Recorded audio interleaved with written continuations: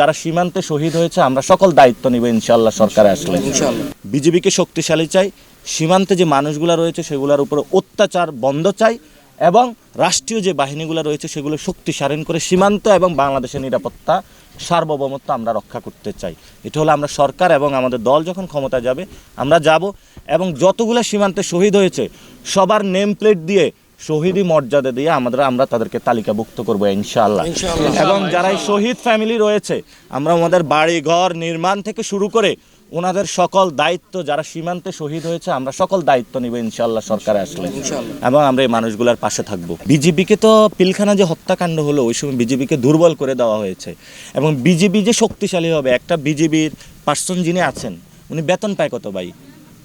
16-17-20 হাজার টাকা এবং মশার কামড় খেয়ে সারা রাত ডিউটি করে, তার পেট্রোলিংয়ের রাস্তা নাই, তার অস্ত্রশস্ত্র নাই, তাকে হলো উপরে থেকে কল দিয়ে বন্ধ করে রাখে, তুমি গুলি করতে পারবে না, কিছু করতে পারবে না, তাকে হলো প্রতিবন্ধী করে রাখা হয়েছে। তো তাহলে বিজেপিকে আমাদের শক্তিশালী করতে হবে। বিজেপির একটা জওয়ান অল্প টাকায় বেতনের চাকরি করে, তাকে বেশি করে বেতন দিতে হবে। তাকে এখন সরকার বলে র্যাবকে এলিট ফোর্স, র্যাব দিয়ে হলো সরকার হলো বিভিন্ন জায়গায় বিরোধী দল দমন করে।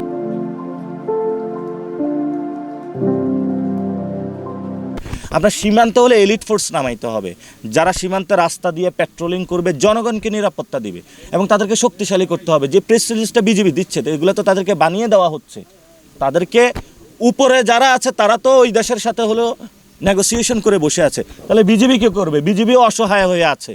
এই জন্য আমরা বিজেপিকে শক্তিশালী করতে চাই। সরকারের কাছে আহ্বান, দেশবাসীর কাছে আহ্বান করবো, আপনারা বিজেপিদের পাশে দাঁড়ান, তাদেরকে আমাদের শক্তিশালী করতে হবে। সরকার এবং রাষ্ট্র সীমান্তের নাগরিকদের নিরাপত্তা দিতে ব্যর্থ। সরকার কাকে নিরাপত্তা দেয় জানেন? সরকার হলো সন্ত্রাসীদের নিরাপত্তা। আপনি যত বড় সন্ত্রাসী হইবেন তত বড় হলো আপনার নিরাপত্তা, যত বড় চাঁদাবাজ হবেন তত বড় নিরাপত্তা, যত বড় হলো দখল করতে পারবেন তত বড় হলো নিরাপত্তা।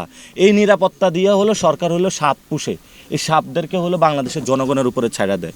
সরকার যদি এই মানুষগুলোকে নিরাপত্তা দিত, ওনার যদি আজকে এটা হইতো যে উনি হলো মাছটা কিনে আনবে, তাহলে তো নদীতে মাছ ধরতে ওনার যেতে হতো না। ওনার যদি একটা চাকরির ব্যবস্থা থাকতো, এখানে একটা ফ্যাক্টরি থাকতো, তাহলে তো এই ব্যবস্থার মধ্যে আমরা পড়তে হইতো না। ফলে তো এই জায়গাগুলো আমাদের শক্তিশালী করতে হবে।